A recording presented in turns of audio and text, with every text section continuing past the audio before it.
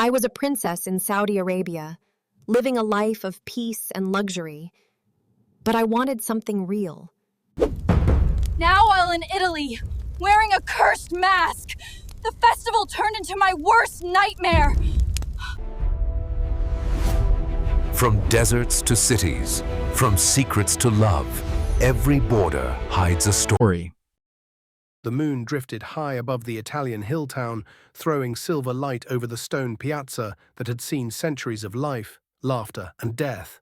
From the narrow alleys came the throb of drums, each beat echoing like a heartbeat against the walls painted with fading frescoes. Torches flared in iron brackets, their flames bending and straightening with the late summer wind, throwing shadows that swayed like restless spirits. It was the night of the Gran Mascherata, the great masquerade festival. Once every year, the villagers gathered to honor the past, to call on the spirits, and to bind the community together with dance. Outsiders were forbidden, except on this single night, when they were permitted to stand at the edge of the circle, never to cross its boundary. It was a sacred contract between the living and the dead. The dancers flooded into the square, their masks gleaming under the firelight. Some masks glittered with gold leaf, others shimmered with silver, while feathers curled upward like tongues of flame. Sequins flashed each time a body twirled, and painted eyes seemed to blink in the light of the torches. The steps of the dancers beat the stones in rhythm, pounding centuries of tradition into the earth beneath them. The dance was not just art, it was a living prayer, a rope tying the present to the long shadows of the past. Into this sacred world stepped someone who should never have been there. She was a Saudi princess, born far from this land, her life shaped by deserts and palaces. She was meant to remain behind the walls of her villa, guarded and hidden, watching the world at a safe distance. But her spirit was restless. She was tired of gazing through windows, tired of knowing the people only as a distant crowd, tired of being told where she could not go.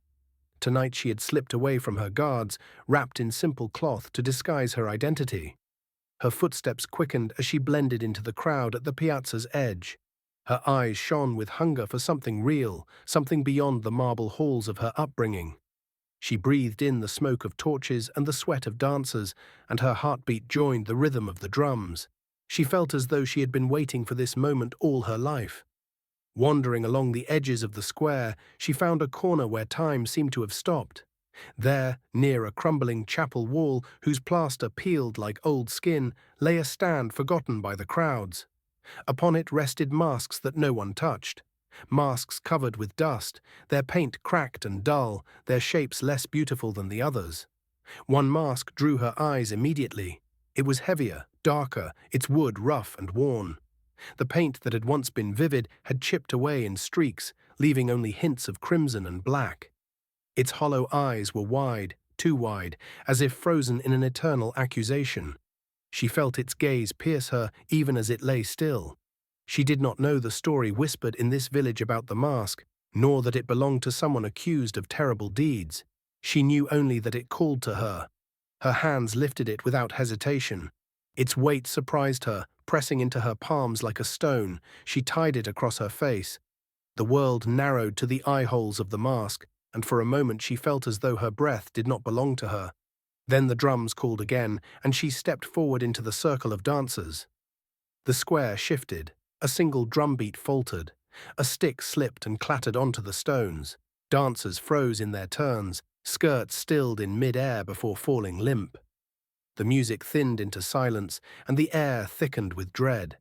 Every masked face turned toward her. Mothers snatched children to their sides, pulling them backward. Men leaned to whisper fiercely to one another, their eyes darting between the mask she wore and the fire that roared at the circle's center. Where moments before there had been celebration, now there was fear, a fear that pressed against her from all sides.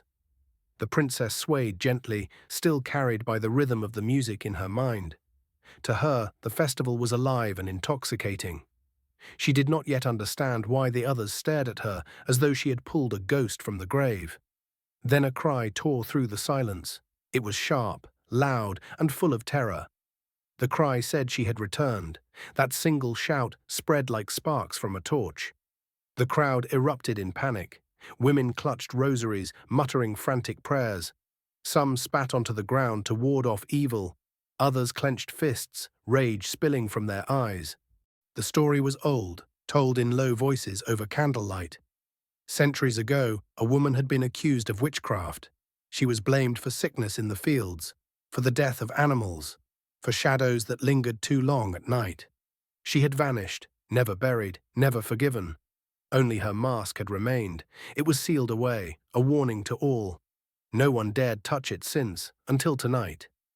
And the princess wore it. The drums stopped completely. Shouts rolled over the square like thunder.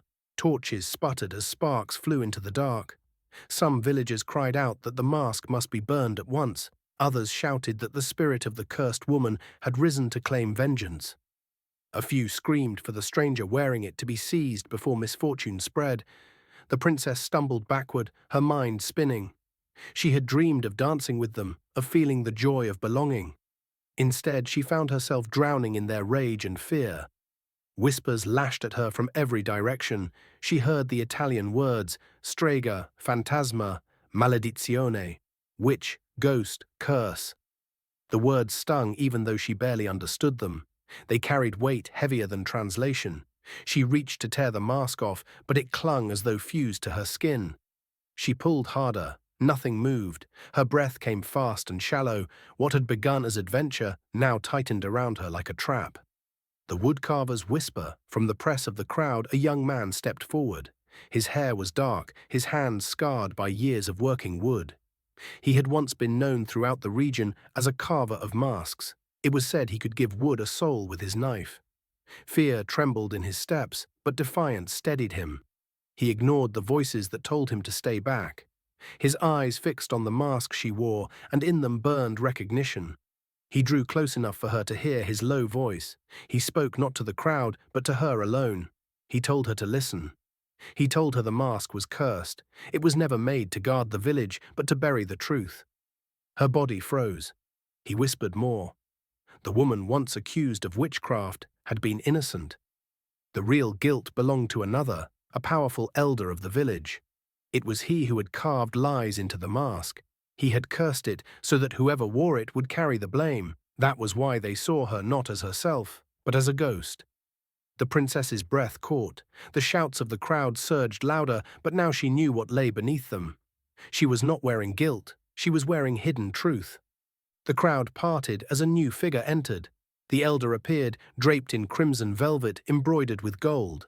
His mask gleamed with enamel and jewels that caught the torchlight. His presence carried weight, and his voice thundered like cathedral bells. He ordered her to be removed. He declared that the spirit of the witch had possessed this stranger. He warned that if she remained, the land would bleed once more. The villagers gasped. Many bent their heads in obedience, some kneeling as if before a saint. Yet his eyes betrayed him, sharp, restless, and too knowing. They darted toward the mask and then away, as though he feared its power. The woodcarver clenched his fists at his side. He whispered again to the princess, his words urgent. He told her that if she revealed herself as royalty, the elder would twist it. He would say that foreign blood had brought evil into their sacred night. If she tore off the mask, the spirit bound within might be unleashed. Her only chance, he said, was to reveal the elder himself.